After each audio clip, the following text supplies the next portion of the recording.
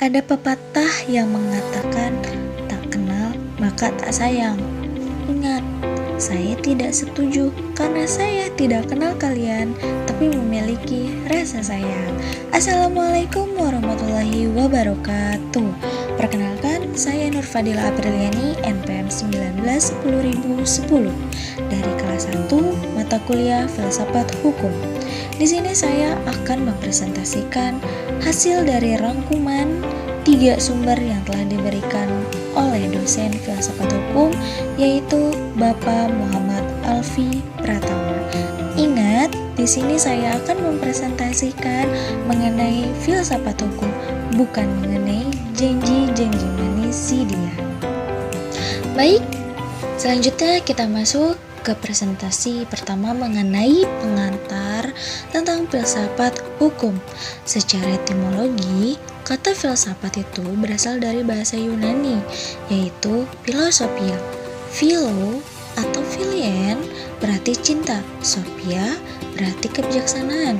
Jika digabung dua kata ini berarti cinta kebijaksanaan. Sedangkan makna philosophos adalah pecinta kebijaksanaan. Dalam bahasa Arab disebut failasuf, kemudian ditransfer ke dalam bahasa Indonesia menjadi failasuf atau filsuf. Nah, apa sih subjek dan objek dalam filsafat hukum itu? Jadi, subjek dalam filsafat hukum yaitu kita sebagai manusia.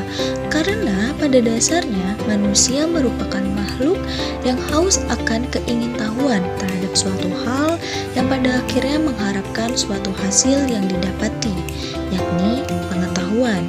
Sedangkan objek dalam filsafat hukum yaitu sesuatu hal yang kita pilih untuk kita hadapi, diamati, atau direfleksikan. Dalam filsafat hukum adalah hukum itu sendiri yang menjadi objek beserta seluruh ruang lingkupnya. Mengenai metodologi dalam filsafat hukum itu seperti apa sih?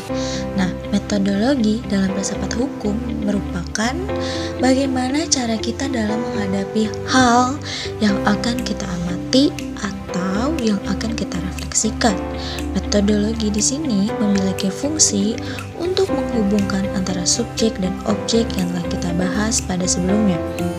Metodologi sebagai suatu pendekatan yang akan digunakan oleh subjek dalam menghadapi objek yang telah ditentukan dalam berfilsafat nantinya. Metodologi yang kita pilih akan menentukan tempat kita dalam mengamati hal yang kita amati. Yang menjadi tujuan filsafat hukum yaitu tidak akan lepas dari objek dan metodologi yang telah kita bahas pada sebelumnya. Metodologi merupakan pisau analisis yang akan digunakan dalam mengulas objek yang telah ditentukan atau yang sudah kita pilih. Namun, pada dasarnya tujuan filsafat hukum merupakan untuk mengenal hukum itu secara hakikat yang akan berawal dari pertanyaan apa itu hukum yang nantinya akan berujung pada pelaksanaan hukum setelah melalui pertanyaan yang berdasarkan refleksi bagaimana hukum seharusnya. Katakan saja, misalnya mereka yang beraliran positivisme klasik.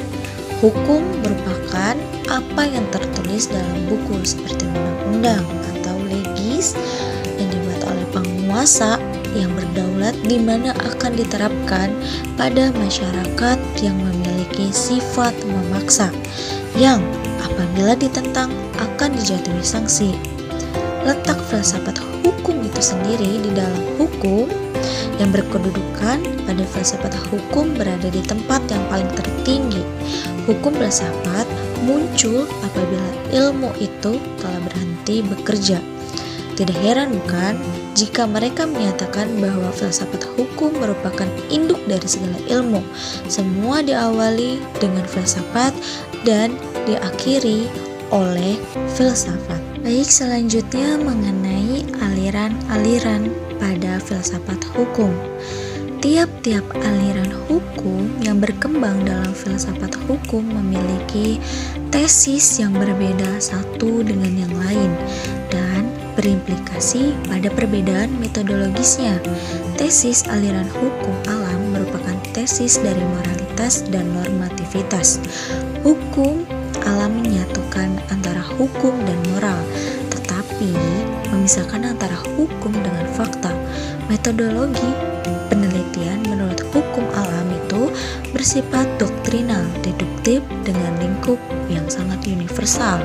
Sedangkan tesis positivisme empiris justru memisahkan antara hukum dan moral serta menyatukan hukum dan fakta. Metodologi penelitian menurut positivisme empiris ini adalah non-doktrinal induktif, karena hukum dikonsepsikan sebagai manifestasi makna-makna dari simbolik para pelaku sosial. Tesis dari hukum murni Kelsen merupakan sintesis dari tesis hukum alam yang positivisme empiris. Tesis normativitas dari hukum alam dan tesis pemisahan antara hukum dan moral dari positivisme empiris diambil dan dijadikan tesis teori murni pada hukum itu sendiri. Metodologi penelitiannya merupakan doktrinal deduktif. Lingkup kajiannya sangat bersifat partikular karena hukum dikonsepsikan sebagai norma positif dalam sistem perundang-undangan yang terikat dengan ruang dan waktu, sedangkan tesis mahjab pada sejarah merupakan kesatuan antara hukum dan moral serta kesatuan antara hukum dan fakta, sehingga pada metodologi penelitiannya merupakan gabungan dari doktrinal, deduktif, dan non-doktrinal induktif. Nilai-nilai moral menurut mahjab sejarah sangat dibatasi pada jiwa tiap-tiap bangsa atau Volksgeist, sehingga lingkupnya sangat bersifat partikular. Selanjutnya, tesis American Sociological Jurisprudence merupakan pemisahan antara hukum dan moral, serta penyatuan antara hukum dan fakta. Metodologi penelitiannya berupa doktrinal deduktif dan non-doktrinal induktif yang dilakukan secara simultan dengan lingkup yang sangat kasuistik sebagai sintesis dari positivisme hukum dan mahjab sejarah. American Sociological Jurisprudence berbeda dengan positivisme hukum dan mahjab sejarah. Jika positivisme hukum dijadikan sebagai norma positif dalam sistem perundang-undangan sebagai yang utama, American Sociological Jurisprudence justru menempatkannya sebagai ancar-ancar saja untuk menyelesaikan suatu kasus yang konkret. Aliran ini juga membatasi konsep hukum sebagai putusan hakim atau judgment law, sedangkan tesis utilitarianisme merupakan pemisahan antara hukum dan moral serta kesatuan antara hukum dan fakta.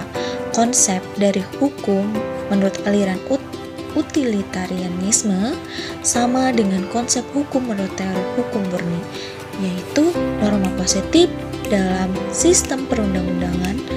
Hal ini yang membedakan pada dimensi epistemologi dan aksiologi, di mana utilitarianisme menggunakan metodologi doktrinal deduktif dan doktrinal induktif secara linear. Norma positif dalam sistem perundang-undangan ini harus diuji dalam lapangan kenyataannya. Oleh karena itu, nilai kepastian hukum harus diikuti dengan nilai kemanfaatan itu sendiri. Pembahasan selanjutnya mengenai filsafat hukum dan hukum nasional. Filsafat hukum yang dikembangkan melalui ide dasar Pancasila akan dapat mengakomodir berbagai kepentingan, berbagai suku, serta menyatukan perbedaan ideologi dalam masyarakat yang sangat beraneka ragam. Dengan demikian, masyarakat Indonesia akan tetap dalam koridor satu nusa, satu bangsa, satu kesatuan, satu bahasa yang menjunjung nilai-nilai luhur Pancasila. Pada hakikatnya, fungsi hukum nasional haruslah memiliki semangat pengayoman, maka akan muncul perubahan atau pembangunan hukum hukum di Indonesia harus melalui proses filsafat hukum yang di dalamnya mampu mengarahkan dan menampung kebutuhan-kebutuhan hukum sesuai dengan tingkat-tingkat kemajuan pembangunan di segala bidang, dan juga mampu untuk memenuhi kebutuhan masyarakat luas yang sangat cenderung majemuk, yang mana hukum ini diciptakan untuk rules for the game of life. Hukum diciptakan untuk mengatur perilaku anggota masyarakat agar tetap berada pada koridor nilai-nilai sosial budaya yang tumbuh dan berkembang dalam masyarakat. Dan yang terpenting, hukum diciptakan sebagai pemenuhan rasa keadilan bagi masyarakat luas tanpa membedakan ras, golongan, suku, partai, agama, atau pembeda lainnya. Baik, usai sudah presentasi rangkuman dari 3 sumber yang direkomendasikan oleh dosen filsafat hukum, yaitu Bapak Muhammad Alfi Pratama. Sekian yang bisa saya presentasikan, saya pamit undur diri karena maju sayanya yang gengsi dan dianya yang cuek. Cuci tangan sampai bersih. Sekian dan terima kasih.